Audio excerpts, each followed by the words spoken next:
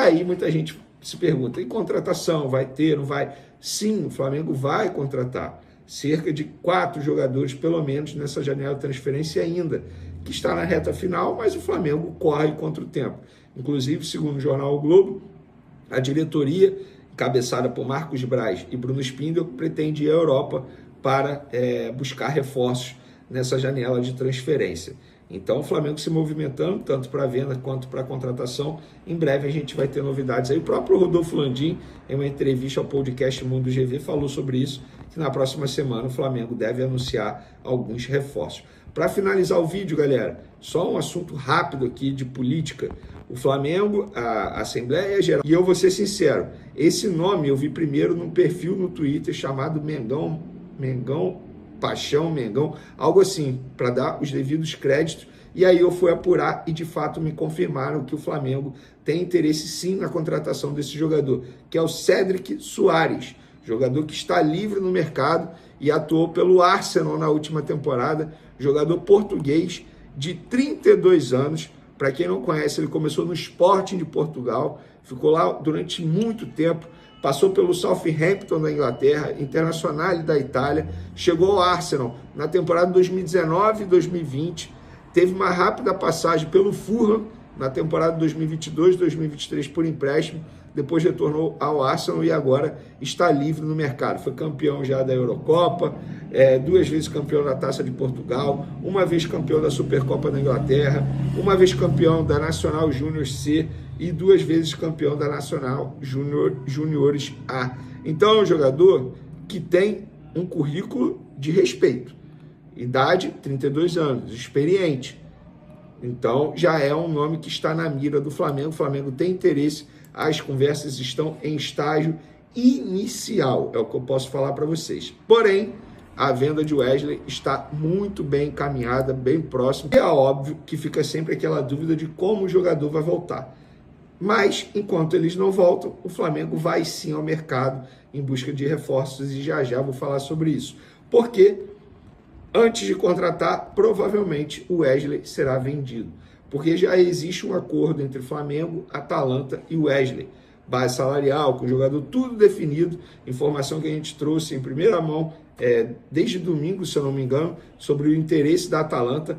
Ontem a gente mencionou que a Atalanta havia topado 18 milhões de euros mais 2 milhões de bonificação, mas isso vai mudar. Vai voltar para 16 milhões de euros e 4 milhões de bonificação. Como assim, Vini? Por que o Flamengo vai fazer isso? Simples, porque o Flamengo entende o seguinte, se fosse 18 fixos e 2 milhões em bonificação, essas metas dessas bonificações eram extremamente difíceis de serem batidas. Então o Flamengo prefere colocar 16 milhões fixos e 4 milhões em bonificação em metas que são mais acessíveis, mais fáceis de serem batidas e, consequentemente, a chance do Flamengo ganhar mais é maior. Isso faz total sentido. A diretoria, na minha opinião, está certa. Estamos falando de uma venda de um lateral direito, 19 anos, que não é titular, a verdade é essa, de quase 120 milhões de reais. Repito, é uma venda absurda. Algo eu não iria imaginar nunca que ia chegar um clube da Europa para pagar 20 milhões de euros no lateral direito Wesley. E a Atalanta quer muito o jogador.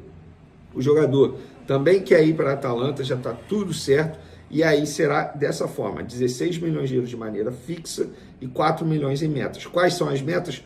Calma, deixa eu definir tudo. Pelo que eu sei, eles trocaram documentos já. Um documento chegou no Flamengo. O Flamengo não gostou muito do que tinha ali, uma cláusula, pediu para alterar. Eles já estão trocando documentos, o negócio está muito bem encaminhado. E eu sei que muita gente vai imaginar que o Wesley foi reserva contra o Bolívia. É o seguinte, pessoal, Matias Vinha, ele já passou pela cirurgia, repito o que eu falei na introdução do vídeo.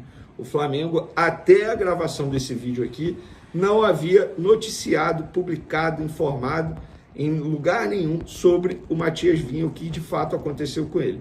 Nós apuramos que o lateral esquerdo uruguaio passou por uma cirurgia hoje, dia 15 de agosto, no Copa Star,